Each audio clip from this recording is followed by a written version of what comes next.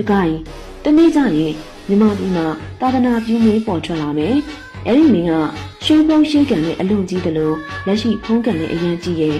သူ့ကမှာဗုဒ္ဓသာသနာအရန်တွန်းကားစေလိမ့်မယ်အဲ့ဒီအချိန်မှာမြတ်ဗုဒ္ဓကိုကြည်ညိုတဲ့တရားမင်းနဲ့သာသနာထွန်းကားဖို့ဖတ်ဆောင်ကူညီလိမ့်မယ်သာသနာပြုမင်းကိုလည်းဘေးအန္တရာယ်မကြောက်အောင်စောင့်ရှောက်လိမ့်မယ်သာသနာပြုမင်းတီနဲ့ဖျားစီတွေကိုလည်းမပြတ်စည်းအောင်စောင့်ရှောက်ပေးလိမ့်မယ်သာသနာပြုမင်းမှာကမ္ဘာရက်ရက်ကိုသာသနာပြုရန်ဆေးလို့မဲ့ယဟန်တွေကိုလည်းတရားကစောင့်ရှောက်ပေးလိမ့်မယ်ကမ္ဘာရက်ရက်ကသာသနာပြုမင်းတီဆောင်မဲ့ကျောင်းတွေကိုလည်းအစီအပြေချောင်းမွေ့စေရန်တရားကအကူအညီလိမ့်မယ်တရားတွေမကောင်းတဲ့တမာတီဝနှကောင်းနှမျက်တွေဝိဇ္ဇာပုဂ္ဂိုလ်တွေနှကားတွေမလူတွေကပါကူညီစောင့်ရှောက်ကြလိမ့်မယ်သာသနာတော်ကြီးနေလိုလားလို့ထင်ရှားမယ်နိုင်ငံစုံကလူမျိုးတွေမြမပြည်မှာတရားလာကျင့်ကြမယ်လေ့လာကြမယ်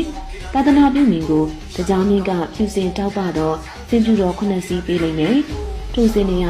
တောနဲ့များတွေမှမွေးဖွားထွက်ပေါ်လာမယ်သာသနာပြုမင်းမရှိရဲ့နောက်ပိုင်းနဲ့တရားမင်းကဆက်လက်ဆောင်မှကြည့်ရှုမယ်